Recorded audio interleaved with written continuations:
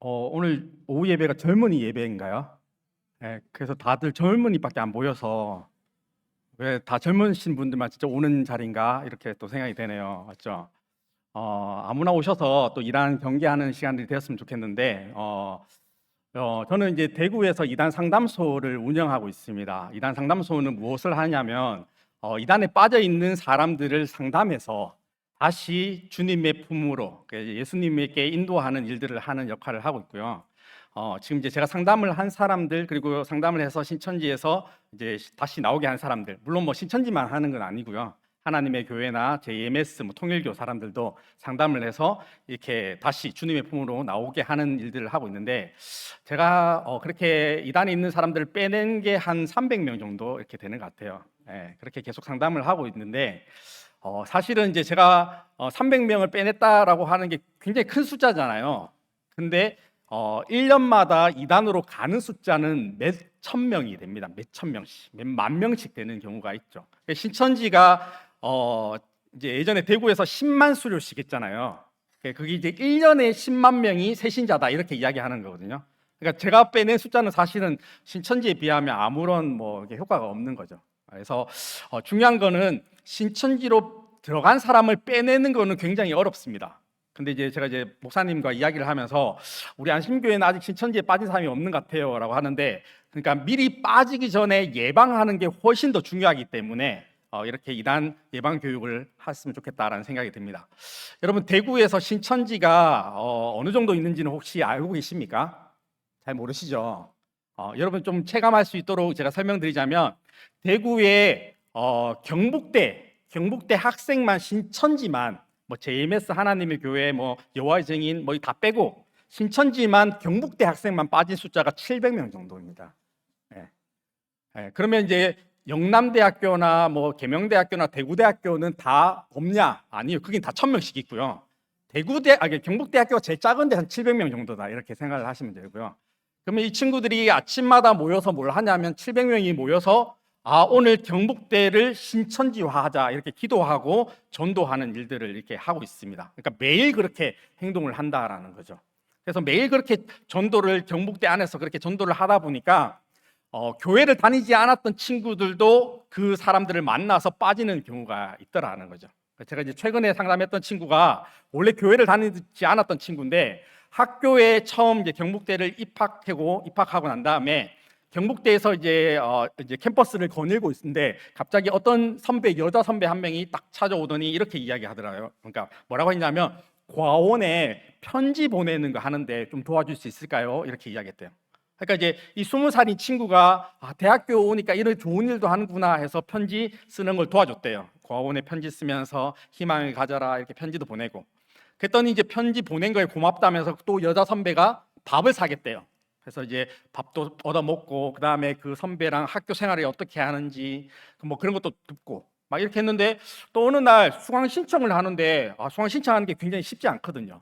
근데 그 여자 선배가 밤새도록 자기가 그 모든 걸 해준다 하더라고요. 그러니까 이제 그 선배가 이 친구한테는 좋은 사람일까요? 나쁜 사람일까요? 좋은 사람이죠. 그러니까 그 선배가 하는 말이 너도 대학생이 됐으니까 좀 바르게 살아야 되지 않냐?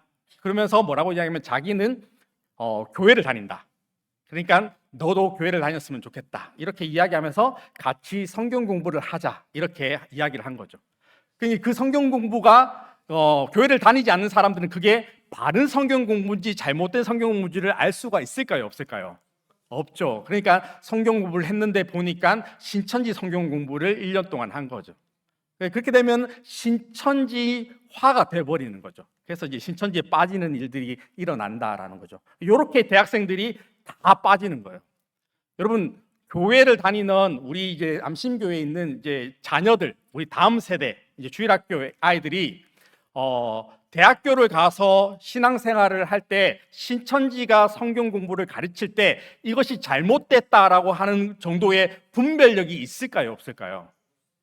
그러니까 이게 문제라는 거죠. 우리 자녀들이 그런 성경 공부를 하면서 그것이 맞는지 잘못됐는지 분별할 수 있는 능력이 20살까지 갖춰지지 않았다. 그리고 대학교를 갔고 그곳에서 선배를 만났는데 선배와 함께 성경 공부를 하게 된다. 이게 이제 가장 큰 문제다라는 거죠. 그래서 여러분들 앞으로 우리 자녀들에게 무엇을 가르쳐야 되냐, 그리고 어떻게 성경 공부를 해야 되냐라는 것에 대해서 다시 한번 깊이 있게 생각하시고 우리 자녀들의 신앙을 지키기 위해서 더욱더 열심을 낼 수 있는 우리 안심교회 됐으면 좋겠습니다. 여러분, 우리 청년들도 있고 젊은 분들 다 계시지만 대구에 가면 동성로나 이제 중앙로에 가잖아요. 중앙로에 가면 이렇게 패드를 가지고 심리 상담을 하겠다라고 이제 접촉하는 사람이 있어요. 혼자 있으면. 혹시 우리 청년들 중에 그런 사람을 만난 적 있나요? 잘 없나요? 그런 사람들이 있거든요. 와서 심리 상담을 좀 해주시겠습니까? 아니면 설문조사 좀 해주시겠습니까? 아니면은 제가 대학생인데 뭐 논문을 써야 되는데 논문 평가를 좀 해주시면 제가 사례를 하겠습니다. 뭐 이런 등등의 여러 가지의 일들이 일어나는 거죠. 근데 그 사람과 접촉이 되고 난 다음에 전화번호를 주고 난 다음에 그 사람과 계속해서 관계를 맺으면 어떻게 되냐면 결국에는 끝은 뭐라고 이야기하냐면 성경 공부하자 이거예요. 성경 공부하자.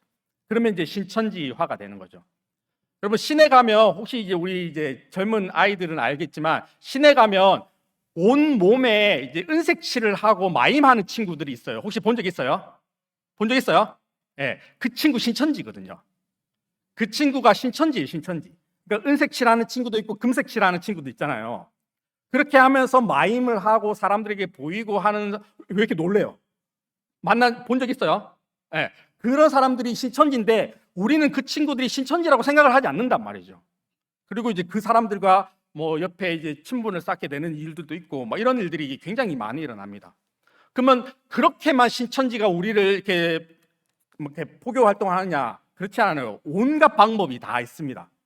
때로는 당근, 그러니까 물건 팔고 이렇게 하는 거 아시죠? 당근하면서도 신천지가 포교 활동을 하는 거죠.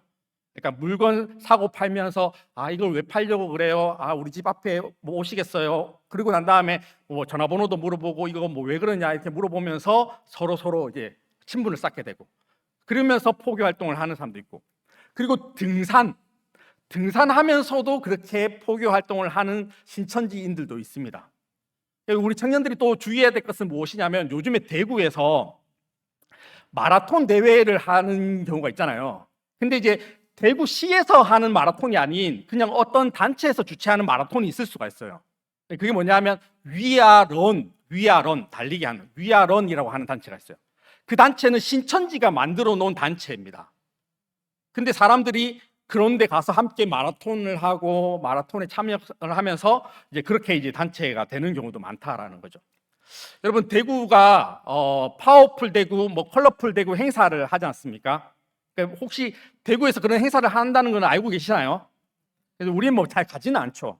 근데 대구의 파워풀 대구나 뭐 컬러풀 대구 행사를 하면 참여하는 단체가 있어요. 한 20개 정도의 단체가 참여를 합니다. 근데 최근에 제가 상담해서 나온 친구가 그 이야기를 하더라고요. 신천지에 그런 활동에 참여했던 친구가 목사님 올해 그 파워풀 대구에 참여한 단체가 20개 단체인데요. 19개가 신천지 단체예요. 이렇게 이야기해요. 그러니까 그 단체가 어떤 단체이냐라고 이야기했을 때 처음부터 뭐라고 등장하느냐 하면 태권도, 그냥 태권도 단체다. 이렇게 들어오거든요. 근데 그걸 신천지라고 말할 수는 없는 거죠. 근데 신천지에서 만들어 놓은 태권도 단체인 거죠. 구악단 있어요. 향구악단. 이거 신천지 단체입니다. 향구악단이라고 하면. 그 구악단도 신천지가 만들어 놓은 구악단이에요. 그래서 이제 활동을 하기도 하고요. 뭐 구악단만 그러냐? 아니에요. 극단이라고 하는 연극 동아리도 있고요. 그리고 뭐 무용하는 동아리도 있고요. 이 모두 다 신천지 안에서 만들어 놓은 단체가 있다라는 거죠. 그러면 왜 많은 청년들이 그렇게 신천지로 가게 되냐라고 이야기했을 때 그들의 마음속에 이런 마음이 있는 거죠. 우리 교회에서 내가 어떤 전공을 했는데 그 전공을 우리 교회 안에서 할 수 있는 게 별로 없다 이렇게 생각하는 거죠. 예를 들면 이런 겁니다. 예를 들어서 경북대가 있어요. 경북대 학교 가운데 어떤 친구가 전공을 뭐 그런 과가 있는지 잘 모르겠는데 예를 들어서 말씀드립니다. 예를 들어서 내가 대금을 전공했어요. 대금. 한국 국악 대금을 전공했어요. 그러면 그 대금을 전공한 친구가 우리 안심교회에서 할 수 있는 게 뭐가 있을까요? 특송? 1년에 한 번, 두 번 정도 특송 정도 할 수가 있겠죠. 그 말고는 내가 전공을 했지만 교회에서 활발하게 뭔가 할 수 있는 게 별로 없단 말이죠.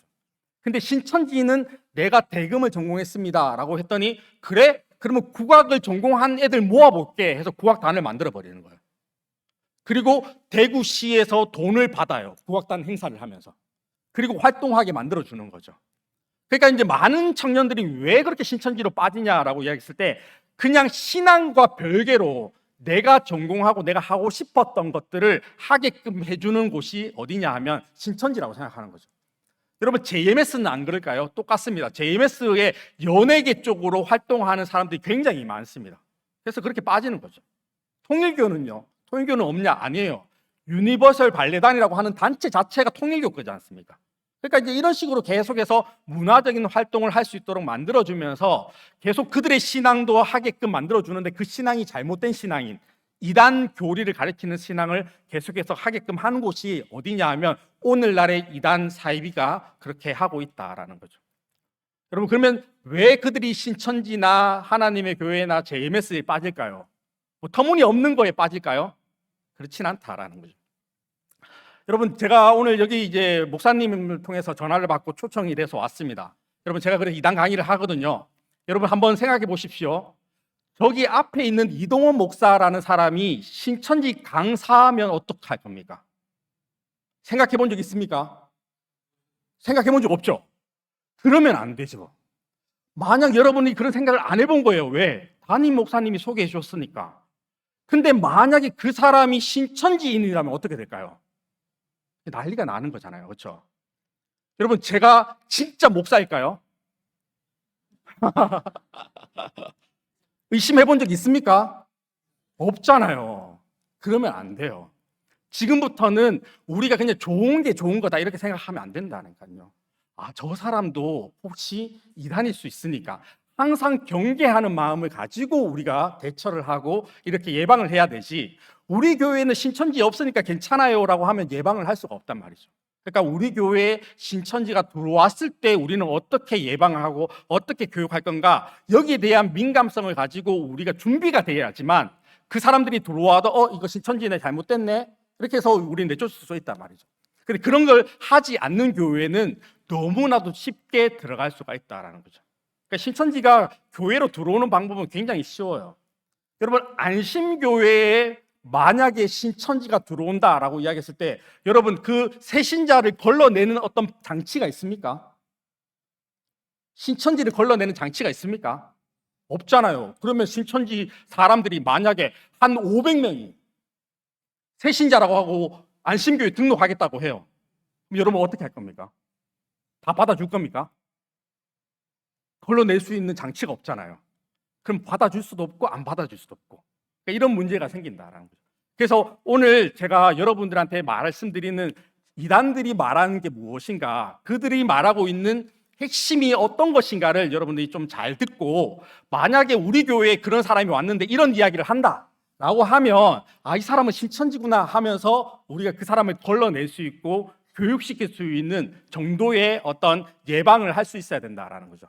무슨 말인지 이해가시죠? 네, 그렇게 해야 됩니다. 자, 그러면 여러분 제가 만약에 신천지 강사라면 교회에 와서 어떻게 속일까요? 어떻게 속이면 여러분들이 신천지로 넘어갈까요? 저는 이렇게 할 것 같아요. 신천지라면 여러분 성경을 가지고 이야기를 하는 거죠. 첫 번째는 여러분 제가 이제 신천지 강사라고 그렇게 생각하고 들어보세요. 근데 이렇게 이야기했는데도 속으면 될까요? 안 될까요? 제가 신천지 강사의 흉내를 내고 여러분 한번 속여 볼 건데 여러분 이렇게 말했는데도 속으면 될까요? 안 될까요? 근데도 속는다니까요. 그러면 안 됩니다. 여러분 성경책이 굉장히 중요하잖아요. 그렇죠? 우리에게 성경이 구약 성경과 신약 성경이 전체 몇 권이 있을까요? 60몇 정도는 우리가 다 알고 있죠. 다른 교회 대답을 못 하더라고요. 그래서 그런 교회는 그냥 신천지 밥이죠. 이렇게 그렇게 하면 성경이 전부 66권이 있습니다. 구약 성경 39권이 있고요. 신약 성경 27권이 있단 말이죠. 여러분 근데 구약 성경 여러분들이 여기서 신앙생활을 하면서 40년, 50년, 60년 신앙생활을 했지만 성경에 대해서 여러분들이 66권을 다 설명할 수 있습니까? 그럴 수는 없죠. 왜냐하면 성경에 어려운 내용들이 있단 말이죠. 그렇죠? 근데 구약 성경에서 가장 어려운 책들이 있어요. 어떤 책들이 가장 좀 사실은 공부했을 때 어려울까요? 대부분 어떻게 이야기하냐면 좀 성경을 읽어봤다라고 하는 사람들이 이렇게 이야기합니다. 예언서, 선지서가 너무 어렵다 이렇게 이야기하죠. 여러분 선지서, 예언서가 뭐냐라고 물으면 우리 이제 어린 아이들은 잘 모를 수 있으니까 이사야, 예레미야, 다니엘, 뭐 에스겔 이런 것들, 그러니까 예언이 된 말씀이 기록되어 있는 그 책들을 선지서라고 이야기하는데 그 선지서의 내용이 굉장히 복잡하고 어렵습니다. 그렇죠? 여러분 근데 예수님께서 이 땅에 메시아로 오실 거야 라고 기록된, 미리 예언된 책은 전부 다 어디에 기록되어 있을까요? 다 선지서에 기록되어 있어요. 선지서에. 여러분 예수님께서 베들레헴에서 태어나신다라고 하는 건 어디에 기록되어 있을까요? 미가서에 기록되어 있어요. 미가서 5장 2절에 보면 베들레헴에서 태어난다 기록되어 있거든요. 예수님이 나귀 타신다, 이건 어디에 기록됐을까요? 여러분 모르시면 그냥 선지서 하면 됩니다. 어디에 기록됐을까요? 선지서에 기록됐죠. 스가랴서에 기록되어 있다는 거죠. 예수님이 채찍 맞고 고난당하신다는 거 어디에 기록됐을까요? 선지서에 기록됐어요. 이사야서에 그렇게 기록됐고 다 전부 다 선지서에 기록되어 있어요. 그렇죠? 그러면 선지서를 모르면 이 땅에 메시아로 오는 예수님을 알아볼 수 있을까요? 없을까요? 없어요. 여러분 예수님이 이 땅에 오셨단 말이죠. 어떻게 오시는지를 다 기록했어요. 예언됐단 말이죠. 근데도 불구하고 그 예언된 말씀을 모르면 우리는 예수님을 알아볼 수가 없는데 신약 시대의 그 초림 때에 많은 바리새인 서기관들은 말씀에 정통했던 사람임에도 불구하고 이들은 예수님을 십자가에 못 박는데 앞장섰던 사람들이에요. 그러면 이 바리새인 서기관 대제사장은 어떤 책을 잘 몰랐을까요? 선지서를 잘 몰랐겠죠. 그러니까 메시아를 몰라보니까 결국 예수님을 십자가에 못 박자라고 이야기를 하는 거죠. 여러분 예수님이 십자가에서 죽으시고 3일 만에 부활하셨습니다. 그렇죠? 여러분 예수님이 다시 오실 때 예수님의 모습이 어떤 모습으로 오신다라고 기록되어 있는 신약의 책이 있을까요? 없을까요? 예? 있을까요? 없을까요? 예수님의 모습이 기록되어 있는 책이 있어요. 요한계시록에 보면 예수님의 모습이 어떻게 비춰졌냐면 예수님의 머리가 흰 양털 같고 예수님이 금띠를 띠고 예수님의 발은 빛난 주석과 같고 예수님이 7 촛대를 가지시고 이렇게 오신다고 기록되어 있거든요. 여러분 계시록을 우리가 모르면 다시 오시는, 부활하시고 다시 오시는 예수님을 알아볼 수 있을까요? 없을까요? 없죠. 그러면 계시록을 알아야 될까요? 몰라도 될까요? 알아야겠죠. 여러분 안심교회는 계시록을 알려줍니까? 네? 계시록 1장부터 22장까지 다 배웠어요. 계시록 11장의 내용 두 증인에 대한 이야기 여러분 들어보셨습니까? 네, 새벽기도 때 하셨다고. 여러분 계시록의 1장이 13장의 내용은 어떤 내용입니까? 이렇게 조용할 수가 있나요? 새벽기도에 하셨는데. 여러분 계시록을 모르면 될까요? 안 될까요? 계시록을 알아야지만 다시 오시는 예수님을 우리는 알아볼 수 있잖아요. 그렇죠? 그러면 계시록을 정확하게 바르게 우리는 배워야 된단 말이죠. 그렇죠? 여러분 제대로 배웠습니까? 그러면 안 되죠. 여러분 안심교회 있으면 안 돼요. 요렇게 이야기한다고요. 신천지 강사가 요렇게 이야기한다고요. 근데 그렇구나. 우리 교회 안심교회는 계시록 안 가르치니까 우리 교회 있으면 안 되네. 계시록 가르쳐 주는 대로 가야 되겠네 라고 혹시 마음속에 그런 마음이 있었다면 여러분은 신천지한테 속아가는 거예요. 여러분 이런 말에 속으면 안 돼요.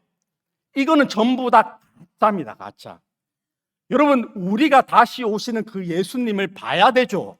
근데 그 예수님은 어떤 모습으로 온다라고 기록되어 있냐고요? 하늘로 올라가심을 본 그대로 오신다라고 사도행전에 기록되어 있어요. 그러니까 예수님의 모습이 어떠냐가 중요하지 않아요. 우리는 하늘로 올라가신 그 예수가 다시 오시는 것을 기다리기만 하면 되는 거죠. 근데 자꾸 계시록을 알아야 된다라고 자꾸 푸시를 하고 여러분한테 막 강조를 하니까 여러분의 마음 가운데 어떤 마음이 생기냐면 계시록 알아야 되네? 계시록 모르면 안 되네? 이런 마음이 생기는 거죠. 여러분 바울이라는 사람이 좀 전에 갈라디아서 말씀을 읽었는데 바울이라는 사람이 구원을 받았을까요? 못 받았을까요? 여러분 잘 모르시는군요. 제가 알고 있는 바울은 구원을 받았거든요. 여러분 바울이 어떻게 구원을 받았을까요? 예수를 믿음으로 구원을 받았습니다. 여러분, 바울이 계시록을 알았을까요? 몰랐을까요? 몰랐거든요. 왜요? 바울은 계시록이 쓰여지기 전에 죽었으니까. 근데도 불구하고 예수 그리스도를 믿음으로 구원받았던 사람이 누구냐면 바울입니다. 그러면 오늘날에도 우리가 구원받는다는 것을 어떻게 구원받느냐라고 누가 질문했을 때 예수 그리스도를 믿음으로 구원받습니다. 다른 방법은 없습니다. 십자가 복음 아닌 다른 복음은 없습니다라고 고백할 수가 있어야 되는 거죠. 근데 이 복음에 확신이 없으면 어떻게 될까요? 사람들이 이야기하고 있는 다른 복음, 계시록 모르면 안 돼, 계시록 알려주는 곳으로 가야 돼 라고 하는 이 말에 속아 넘어간다는 거죠. 여러분, 그건 전부 다 가짜 복음이에요. 여러분, 진짜 복음은 뭐냐면 예수님이 우리를 위해서 십자가에 자신의 모든 피를 다 쏟으면서 우리를 사랑하셨고 그 피로 우리의 모든 죄를 덮어주셨다라는 것, 이것을 믿는 믿음을 가지는 것, 이게 복음입니다. 여러분, 다른 복음은 없습니다. 여러분, 예수 그리스도의 십자가만 진짜 복음이라는 것을 명심했으면 좋겠습니다. 자, 그러면 신천지가 어떻게 교회에 있는 성도들을 말씀으로, 성경으로 하는지 제가 이제 한번 성경 한번 보여드리도록 하겠습니다. 자, 이사야 34장 16절 말씀 우리 한번 읽어보겠습니다. 자, 시작.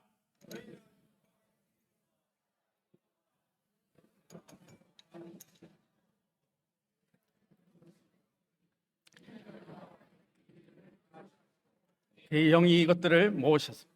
자, 이사야 34장 16절 말씀에 선지서에 이렇게 기록되어 있어요. 너희는 여호와의 책에서 찾아 읽어보라. 이것들 가운데 빠진 것이 하나도 없고 제 짝이 없는 것이 없으리니 라고 했으니까, 여러분, 이 구절을 읽어보니까 여호와의 책에 짝이 있다는 걸까요? 없다는 걸까요? 예? 여호와의 책에 짝이 있다는 거죠. 제 짝이 없는 것이 없으리니 했으니까 부정의 부정은 강한 긍정이니까 여호와의 책에 짝이 있다라고 말하는 거죠. 맞아요. 네, 이렇게 이야기를 했을 때 대부분 사람들이 뭐라고 생각하냐면 여호와의 책에 짝이 있군요 라고 대답을 한단 말이죠. 여러분, 이게 속이는 거예요. 왜 그러냐 하면, 여러분, 우리는 이사야 34장 16절 말씀만 읽었어요. 근데 제가 15절 말씀부터 한번 읽어보면요, 부엉이가 거기에 깃들이고 알을 낳아 까서 그 그늘에 모으며 솔개들도 각각 제 짝과 함께 거기에 모이리라. 너희는 여호와의 책에서 찾아 읽어보라. 이것들 가운데 빠진 것이 하나도 없고 제 짝이 없는 것이 없으리니 이는 여호와의 입이를 명령하셨고 그의 영이 이것들을 모으셨습니다.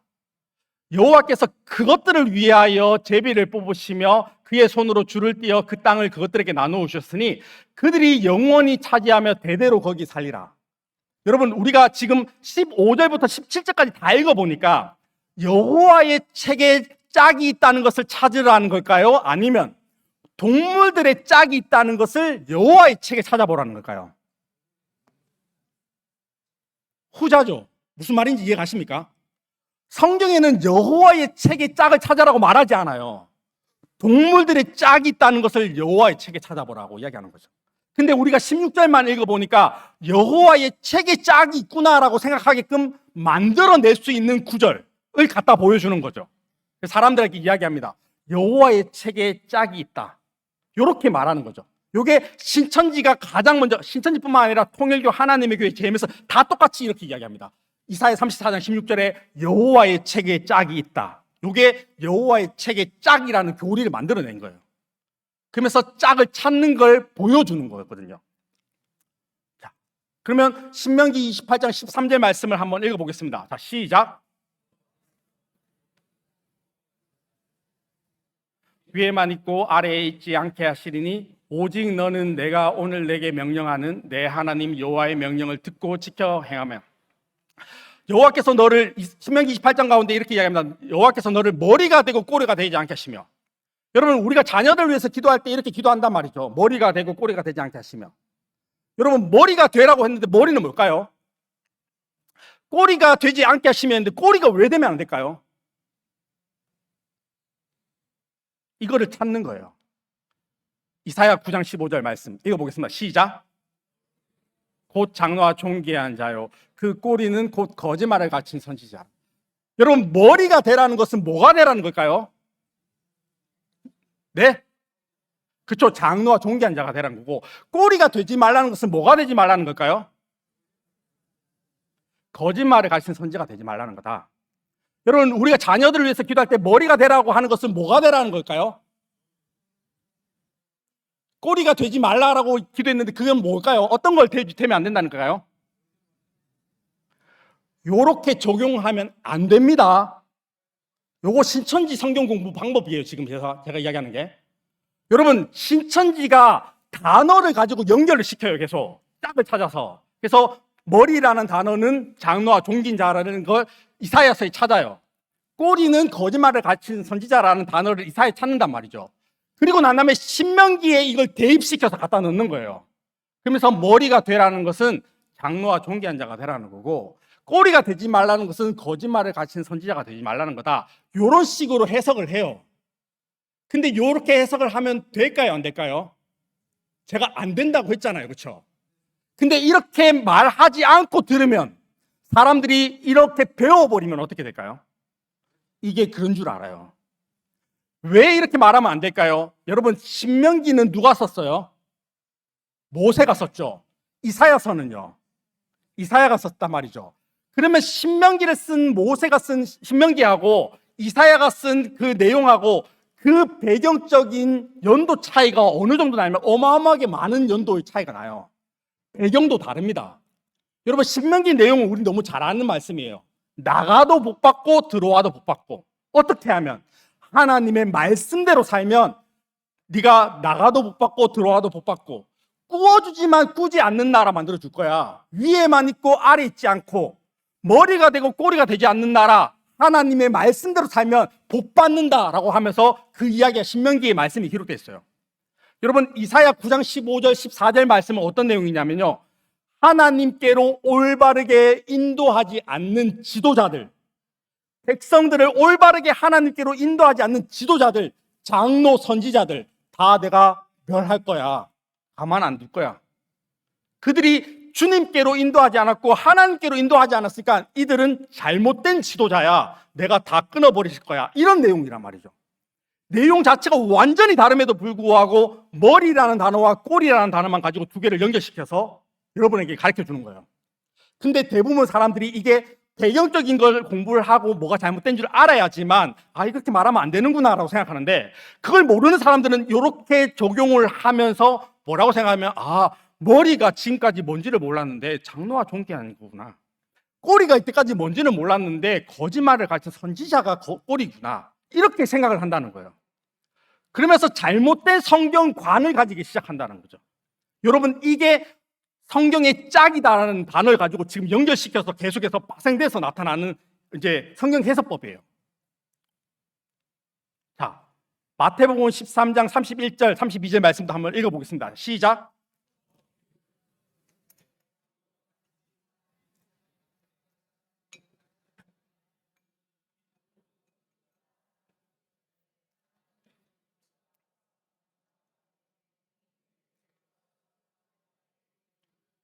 우리가 너무 잘 알고 있는 말씀이죠. 이제 겨자씨 비유죠. 여러분, 겨자씨 비유를 이야기하면서 제가 이제 노란색으로 이제 글씨를 이렇게 해놨는 게 있어요. 씨, 밭, 나무, 새. 요거를 짝을 찾거든요. 자, 누가복음 8장 11절 말씀 한번 읽어보겠습니다. 시작. 씨는 뭐라고요? 씨는 하나님의 말씀이요. 누가복음 8장 11절에 분명히 씨는 하나님의 말씀이라고 되어 있단 말이죠. 그러면 베드로전서도 마찬가지입니다. 너희가 거듭날 것은 썩어질 씨로 된 것이 아니요 썩지 아니할 씨로 된 것이니 살아있고 항상 있는 하나님의 말씀으로 되었다. 여러분, 씨는 뭐라고요? 하나님의 말씀. 그러면 밭은 뭐냐면 밭은 마음에 뿌려졌다. 그러니까 밭은 쉽게 이야기하면 밭은 마음. 밭은 뭐라고요? 밭은 마음. 나무는 뭐냐면 예수님이 이렇게 이야기합니다. 나는 참 포도나무요. 예수님이 자신을 예수라고 하지 않고 포도나무를 비유해서 이야기한 거죠. 그러니까 나는 참 포도나무요, 내 아버지 농부다. 그러니까 나무는 진짜 나무를 말한 게 아니고 나무는 사람을 말한다. 그러니까 사사기도 보면 나무가 말하고 나무가 박수치고 이런 게 있단 말이죠. 그러니까 나무는 무엇을 말하냐? 나무는 사람을 말한다. 나무는 뭐라고요? 사람.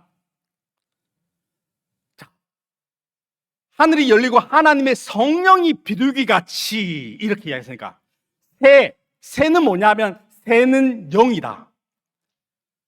하나님의 성령이 비둘기 같이 임했지 않냐? 그러니까 새는 영이다. 새는 뭐라고요? 영. 자, 복습하겠습니다. 씨가 뭐라고요? 하나님의 말씀, 밭은, 마음, 나무는, 사람, 새는, 영. 이렇게 외운 거예요. 여러분 다 외웠죠? 요게 신천지 사과예요, 사과. 신천지 가면 사과 지금 신천지 교리 중에 씨, 밭, 나무, 새라는 교리가 있어요. 제가 발음을 잘해야 되기 때문에 아니면 욕처럼 들리거든요, 이게. 빨리 하면 욕처럼 들려요. 씨, 밭, 나무, 새. 씨, 밭, 나무, 새라는 교리가 사과예요, 사과. 요거를 딱 가리키면 뭐라고 하냐면 씨는 뭡니까? 라고 물으면 뭐라고 대답할까요? 하나님의 말씀. 밭은, 나무는, 새는 이렇게 외워본다고요. 여러분 한 달 전에 담임 목사님 설교 기억납니까? 안 나시죠? 씨는 뭐예요? 보세요. 다 외우잖아요. 이렇게 반복적으로 이야기하는 거예요. 자, 그러면 어떻게 될까요? 예레미야 31장 27절. 자, 여호와께서 가라사대 보라 내가 사람의 씨와 짐승의 씨를 이스라엘 집과 유다 집에 뿌릴 날이 이르겠다. 씨가 뭐라고요? 하나님의 말씀. 이렇게 대답한다니까요. 왜요? 조금 전에 제가 누가복음 8장 11절에 씨는 하나님의 말씀이요. 베드로전서에서 말하는 썩어질 씨로 된 것이 아니고 하나님의 말씀으로 된 것이다. 씨가 말씀이라는 걸 여러분에게 보여줬단 말이죠. 그 다음에 제가 예레미야서 말씀을 딱 가지고 와서 사람의 씨가 뭡니까? 라고 물으면 여러분 전부 다 똑같이 뭐라고 대답할까요? 말씀 이렇게 이야기한다니까요. 여기서 말하는 씨는 말씀을 말하는 게 아님에도 불구하고 여러분들은 다 똑같이 말씀이라고 대답해요. 여기서 말하는 씨는 뭐냐면 사람의 자손을 이야기할 때 말하는 씨예요. 아브라함의 씨. 그러면 아브라함의 말씀입니까? 아니면 아브라함의 자손을 이야기하는 걸까요? 자손을 이야기하는 거잖아요. 그렇죠? 씨가 말씀이다라는 것을 제가 계속해서 여러분들한테 이야기를 해놓고 난 다음에 씨가 뭡니까? 물어보니까 여러분 다 똑같이 뭐라고 대답하냐면 말씀이요. 이렇게 이야기하는 거예요. 이게 신천지에 쇠뇌돼 버린 사람들은 나타나는 현상이에요. 그러니까 예레미야서에서 말씀하는 씨는 말씀을 말하는 게 아니에요. 영어 성경도 마찬가지로 자손을 이야기하는 단어로 쓰여졌단 말이죠. 근데 조금 전에 했던 반복적인 학습을 통해서 여러분들은 씨가 말씀이라고 이렇게 이야기해요. 요게 교리 중독, 요게 쇠뇌라고 이야기하는 거예요. 신천지 성경 공부는 다 이런 식으로 되어 있어요. 그래서 씨는 말씀, 밭은 마음, 나무는 사람, 새는 영, 구름 영, 바다, 세상, 빛, 말씀, 산, 교회, 물고기, 사람 이런 식으로 외우는 거예요, 전부 다. 왜냐하면 성경에 있는 구절들을 계속해서 그렇게 보여주는 거죠. 그러면 이거를 딱 공부를 해버리면 그 다음부터는 성경을 볼 때 제대로 성경의 문맥에 따라 읽을 수 있을까요, 없을까요? 없어요. 왜냐하면 그 방식대로 성경이 보이기 시작하거든요. 이게 신천지에 쇠뇌된 사람들의 특징이다라는 거죠. 그러니까 이렇게 쇠뇌돼 버리면 이 사람들은 자기들은 뭐라고 생각하냐면 나는 성경에 통달했어 이렇게 생각해요. 근데 우리랑 대화가 될까요, 안 될까요? 안 되죠. 당연히 안 되죠. 왜? 그들은 이상하게 성경을 보기 시작했는 거고 우리는 정상적인 방법으로 성경을 보는 거거든요. 그러니까 대화를 하려고 하니까 대화가 전혀 안 되는 거예요. 갑자기 이상한 소리 막 하기 시작하는 거죠. 여러분 성경 공부를 이런 식으로 가르치면 사람들이 빠질까요, 안 빠질까요? 빠진다니까요.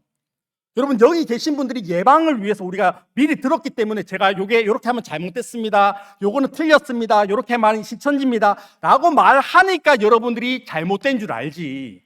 제가 처음부터 그런 말 하지 않고 진짜 신천지인이 와서 여러분한테 그렇게 공부를 막 시키는 거예요. 그러면 여러분들은 그때부터는 씨는 무조건 뭐라고 대답할까요? 말씀 이렇게 대답한다니까요. 요게 쇠뇌예요, 쇠뇌. 여러분들은 쇠뇌를 당할까요, 안 당할까요? 당할 것 같아요. 네? 당하면 될까요, 안 될까요? 안 되죠. 근데 쇠뇌를 당한다니까요. 이렇게 이야기하면. 여러분 보세요. 제가 한번 테스트 해볼까요? 여기서 제가 무슨 질문을 하면 여러분 다 똑같이 대답합니다. 어린애부터 어른까지 다 똑같이 대답해요. 원숭이 엉덩이는 빨갛다. 빨간 것은 보세요, 다 사과라고 하잖아요. 사과는 맛있어, 맛있는 것은? 여러분, 요즘 과일이 얼마나 맛있는 게 많은데 전부 다 맛있는 것은 바나나. 바나나는 길어 긴 것은? 왜 다 똑같이 지금 이야기하는 걸까요, 여러분? 저는 알고 있었어요, 여러분 이렇게 대답할 거를. 기차는 빨라, 빠른 것은? 비행기. 알고 있었다니까요. 비행기는 높아, 높은 것은? 다 알고 있었어요, 저는. 왜요? 여러분, 우리가 어릴 적부터 이게 계속해서 반복적으로 노래를 부르면서 이야기했던 것들이 내 안에 잠재되어 있는 거거든요. 이게 세뇌예요. 그러니까 그렇게 말하면 자동적으로 우리의 어떤 단어가 나온다라는 걸 우리는 알게 되는 거죠. 그래서 원숭이 엉덩이는 빨갛다, 빨간 것은 사과라고 대답하는 거죠. 여러분, 원숭이 엉덩이하고 사과가 무슨 상관이 있어요, 사실은?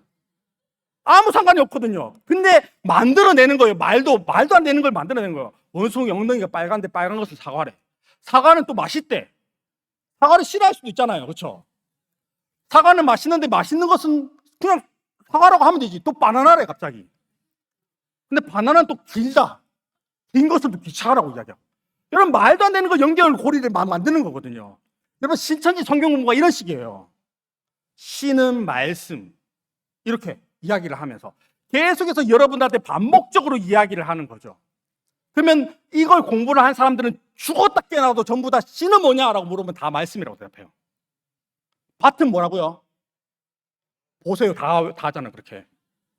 나무는, 사람, 새는. 보세요. 여러분, 사과 다 배웠잖아요. 신천지 사과 다 배웠다니까요, 여러분. 이게 반복적으로 하면 계속해서 이야기를 하면 여러분들 이렇게 외워서 계속해서 생각을 하는 거죠. 그러면 성경에 나오는 나무라는 단어만 보면 사람을 대입하는 거죠. 그럼 어떻게 될까요? 나중에 이게 시간이 지나면 1년 정도 이렇게 배우면 창세기 보면 생명나무가 있어요. 생명나무는 뭐다? 나무는 사람, 그러니까 생명을 가진 사람이다. 생명을 가진 사람은 누구냐? 오늘날의 교주다. 이렇게 가르치는 거예요. 이렇게 빠지는 거예요. 이렇게. 지금 제가 4가만 해서 여러분들이 그렇게 생각을 안 하는 거지. 제가 4가, 5가, 6가 다 하고 났는데 1년 동안 하잖아요. 그 다음부터 생명나무는 누굽니까? 라고 딱 하면 딱 대답을 한다니까요. 이게 신천지 빠진 사람들의 특징이에요. 그러면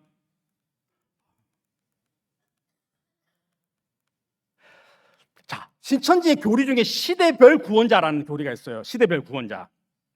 여러분, 시대별 구원자가 뭐냐 하면 각 시대마다 구원자가 있다. 이걸 이야기하는 거거든요.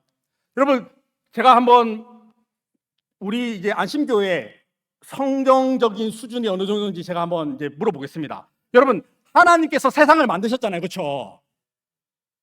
맞아요. 하나님께서 만드셨어요. 여러분 성경책은 없죠? 제 성경책은 있어요. 여러분, 하나님이 첫째 날 만드신 게 뭘까요? 빛을 만들었죠. 여러분 다 알고 있지만 대답 안 하시는 거잖아요. 그렇죠? 어차피 대답 안 할 거니까 조차 계속 하겠습니다. 여러분, 하나님이 빛을 만들었단 말이죠. 둘째 날 하나님 만드신 게 뭘까요? 물과 물을 나눠서 궁창이 드러났다. 이렇게 이야기해요. 셋째 날 하나님이 만드신 게 뭐냐면 밑에 있는 물을 한 곳으로 모았더니 바다가 되고 묻히듯 땅이 드러났다. 이렇게 이야기를 합니다.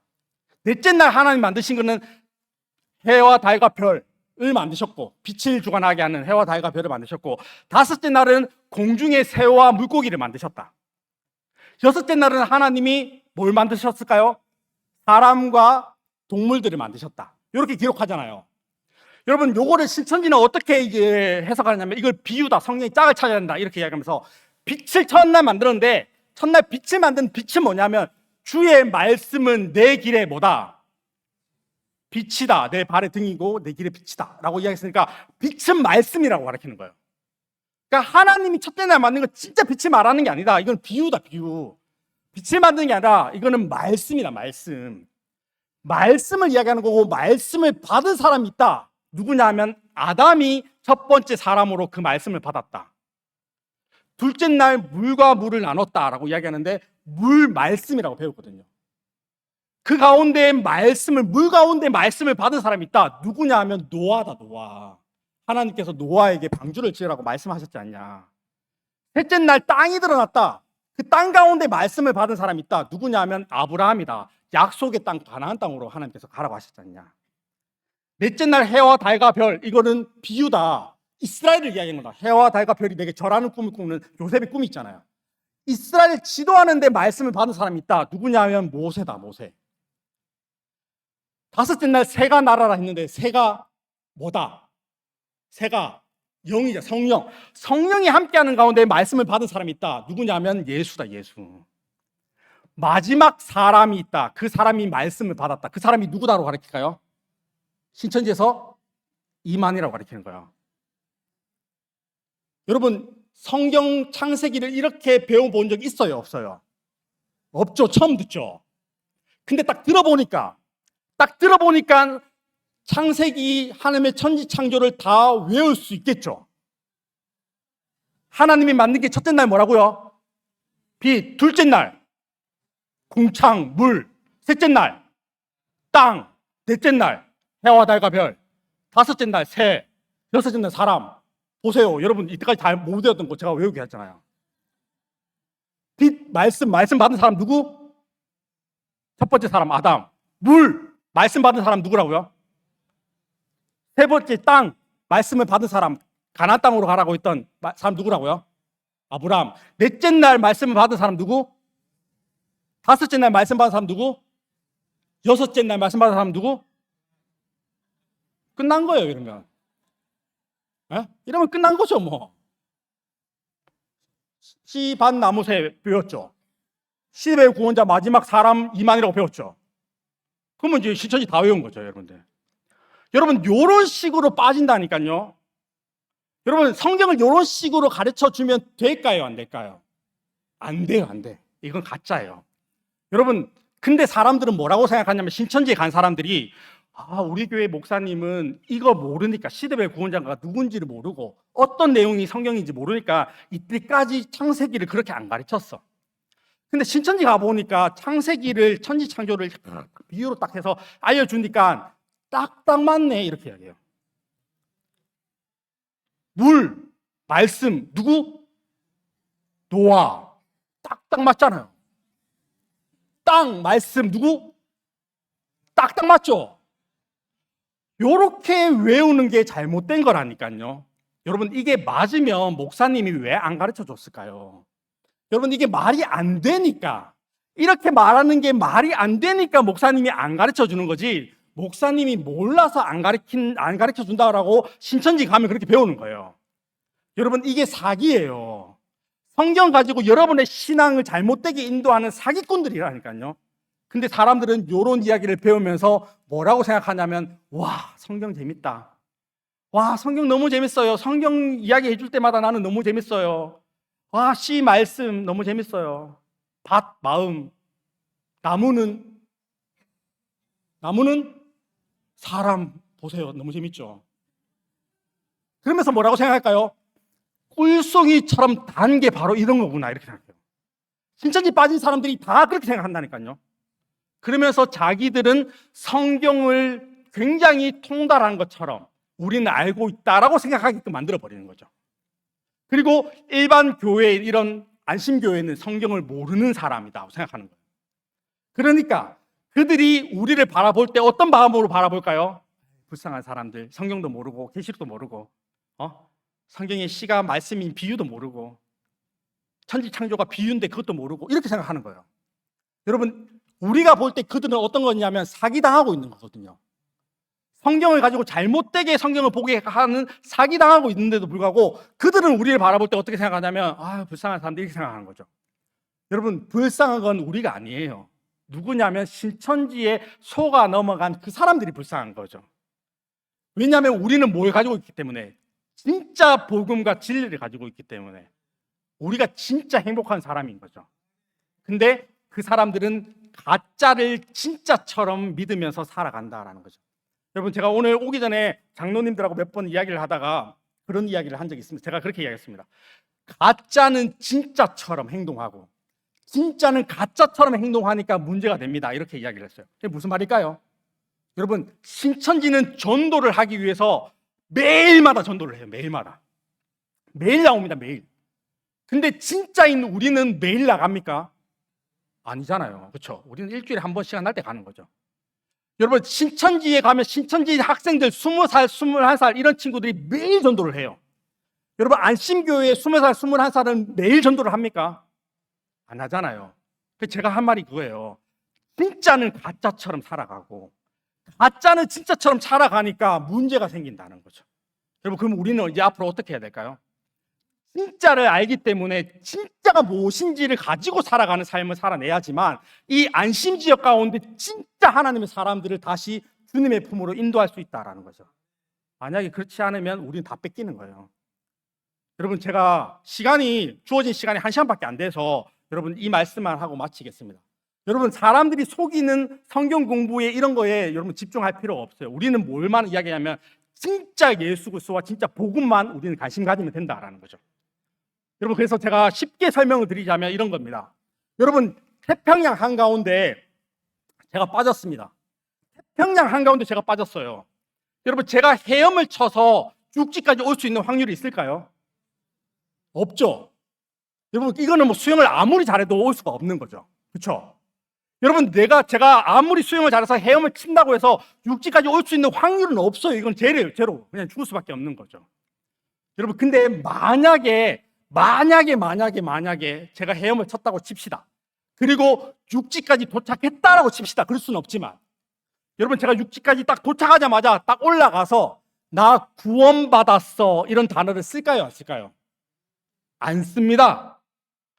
구원은 나의 어떤 노력으로 이루어낼 수 있는 게 아니기 때문에 구원이라는 단어를 쓸 수가 없어요.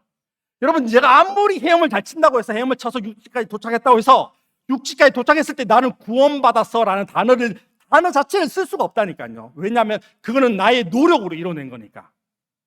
여러분, 물론 그런 일은 있을 수가 없어요.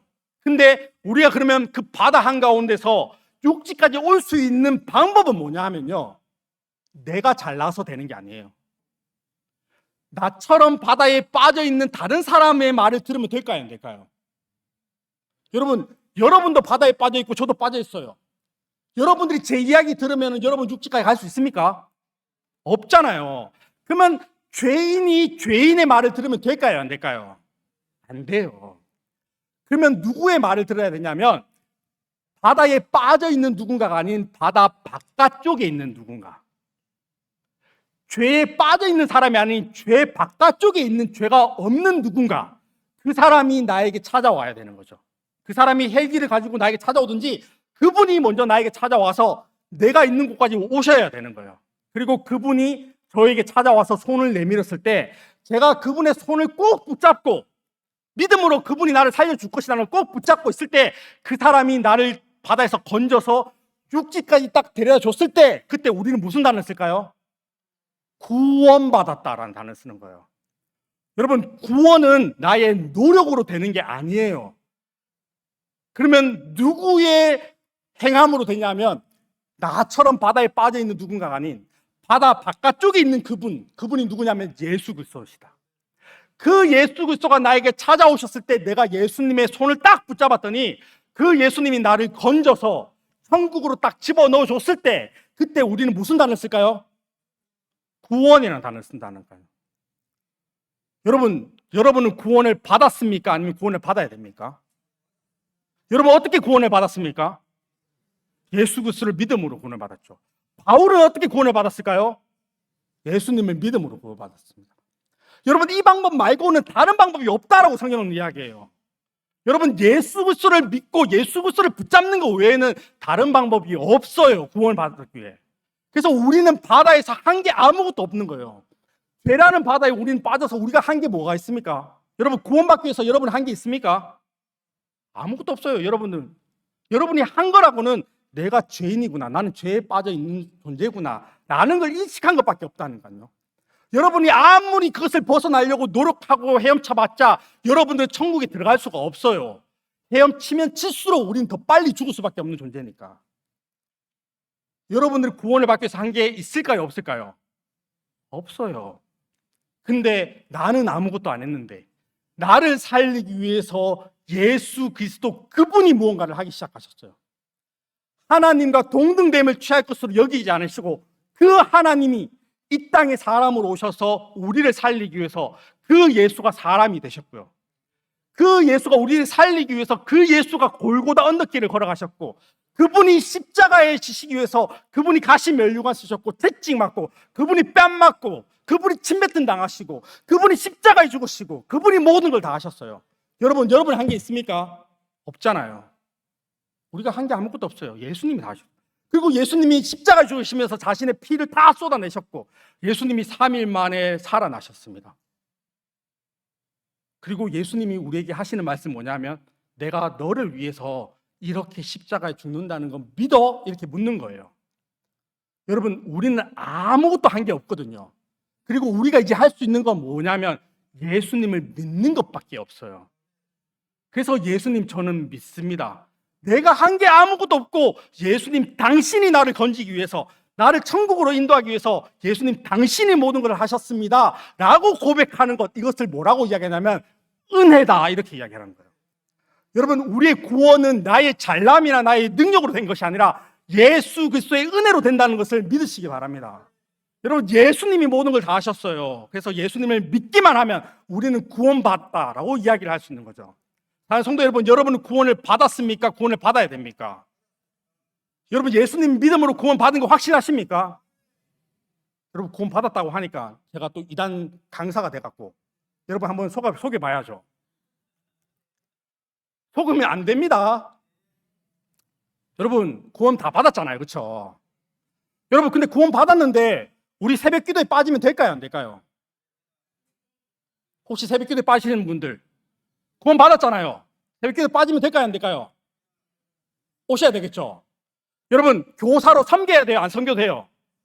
섬겨야 되죠. 교회 일 열심히 해야 되죠. 여러분, 열심히 안 하는 사람들 한번 생각해 보십시오. 여러분들, 나는 열심히 안 해, 교회 일들을. 전도도 안 하고 아무것도 안 해. 근데 나는 구원 받았대. 나는 믿음이 있대. 여러분, 이게 진짜 믿음입니까? 여러분, 진짜 믿음 맞아요. 그렇게 아무것도 안 해도. 다르네, 안심교회는. 다른 교회에 물으면 저는 구원 못 받은 것 같아요, 이렇게 갑자기 이야기해요. 이렇게 막 이야기하면 다른 교회 뭐라고 하냐면, 저는 목사님, 저는 구원 못 받은 것 같아요. 저는 믿음이 없는 것 같아요. 막 이렇게 이야기하거든요. 여러분, 이렇게 이야기를 해도 여러분 뭐라고 이야기해야 되냐면, 저는 비록 연약해서 새벽 기도에 빠진 적도 있습니다. 저는 교회 봉사도 많이 못한 적이 있습니다.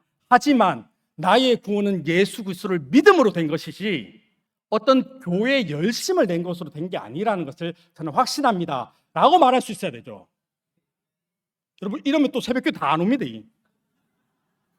나는 믿는다 하면서, 나는 이제 구원 받았다 막 이러면서 새벽 기도 안 간다 막 이런 사람이 있어요. 이 사람들을 뭐라고 부르냐면 구원파라고 그래요. 구원파 교회가 이래요. 나 구원 받았으니까 나는 잘못 살아도 되고 나는 마음대로 살아도 된다. 이게 구원파예요. 진짜 그리스도인은 어떻게 사냐면, 나는 은혜로 구원받았고 십자가 은혜로 나는 구원받았으니까 나의 삶을 주님께 드린다. 내가 오늘 눈 뜨면 첫 시작을 주님께로 내가 헌신하면서 기도하고 시작한다. 그래서 새벽 기도 나오는 거예요. 내가 주일 시작할 때 나만 구원받는 게 아니라 내가 아직도 예수님 모르는 우리 자녀들과 그들에게 봉사하고 섬기면서 정말 하나님의 은혜를 나눠주겠다라고 생각하면서 섬기는 것, 이것이 구원받은 사람들이 마땅히 해야 될 삶이다라는 거죠. 여러분, 그리스도인의 삶은 뭐가 동반되냐면 믿음에 따르는 행함이 동반된다라고 이야기해요. 여러분, 믿었어요. 근데 난 그렇게 안 살아. 그거는 진짜 믿음이 아니라고 야고보서가 이야기해요. 진짜 예수 그리스도를 믿었고 그 은혜 때문에 내가 믿었다면 나의 삶을 주님을 위해서 살아보겠다라고 결단하면서 주님의 영광을 위해서 살아내는 것, 이것이 동반됐을 때 우리는 그리스도인의 삶이 된다라는 거죠. 물론 교회 새벽 기도에 빠지지 않고 열심을 낸다고 해서 그것으로 구원을 이룰 수 있냐? 그건 아닙니다. 구원은 예수 그리스도를 믿음으로 되는 것이니까. 근데 예수 그리스도를 믿는다라고 확신이 있다면 내 삶에 당연히 수반되고 따라오는 행함이 나타난다라는 거죠. 저는 안심교회에 예수 그리스도를 믿는 믿음으로 구원의 확신이 있다라고 여러분 다 이야기했으니까 여러분의 삶들을 통해서 세상 사람들에게 세상의 빛과 소금의 삶을 나타내시는 사랑하는 성도 여러분 되시기를 주님의 이름으로 기도드립니다. 여러분, 사람들이 와서 여러분 그게 아닙니다, 성경을 알아야 돼요, 계시록 알아야 돼요, 이런 이야기에 속는 것이 아니라, 그때 우리가 할 수 있는 것은, 맞습니다, 비록 제가 성경을 다 알 수는 없습니다. 하지만 나를 위해서 십자가에 죽으신 예수 그리스도, 그분을 믿는다라는 것, 그거 하나만으로 나는 만족합니다. 저는 예수님만 따라갑니다 라고 고백할 수 있는 우리 안심교회 성도님 되시기를 주님의 이름으로 기도드립니다. 제가 기도하고 전 내려가도록 하겠습니다. 제가 기도하겠습니다. 좋으신 하나님 아버지 감사합니다. 하나님 오늘 귀한 교회에 와서 오후에 젊은 예배에 함께 참석하여서 이단들이 우리를 어떻게 속이는지, 그리고 이단들이 어떻게 말씀을 우리를 넘어뜨리는지를 함께 나누었습니다. 주님, 우리가 미리 예방하게 하여 주시고, 누군가가 와서 성경에 짝이 있다, 성경을 이런 식으로 봐야 된다고 하면서 잘못된 성경을 계속해서 말해준다면 우리의 삶 가운데 우리를 위해서 십자가 주신 예수 그리스도의 십자가 복음만 붙들 수 있는 안심교회 성도님들 다 될 수 있도록 주님 도와주옵소서. 하나님, 우리가 잘나서 구원받는 것이 아니라 그저 예수님의 은혜로 구원받은 것인데, 이것이 자랑할 데가 없고 오직 예수님께 감사하면서 그 은혜를 함께 나누면서 사람들에게 복음을 전하며 살아갈 수 있는 우리 성도님들 되게 하여 주시고, 이 삶에 마치는 그 순간까지 온전히 주님을 닮아가고 충성된 일꾼으로 살아갈 수 있는 우리 성도님들 다 되게 하여 주시고, 우리의 인생 끝나는 그 시점 가운데 예수님의 품에 안겨서 내가 죽기까지 주님을 위해서 충성하였고 믿음을 지켜놓으라고 고백할 수 있는 우리 사랑하는 성도님 다 될 수 있도록 주님 은혜 가운데 더하여 주옵소서. 하나님, 이 교회를 보호해 주시고 우리 가정을 지켜주시고 우리 자녀들을 지켜주시고 온전히 주님만을 따라갈 수 있고 길이요 진리요 생명 대신 예수님만 발자취를 따라갈 수 있는 우리 성도님들 다 될 수 있도록 주님 함께하여 주옵소서. 감사드리며 예수님의 이름으로 기도드립니다. 아멘.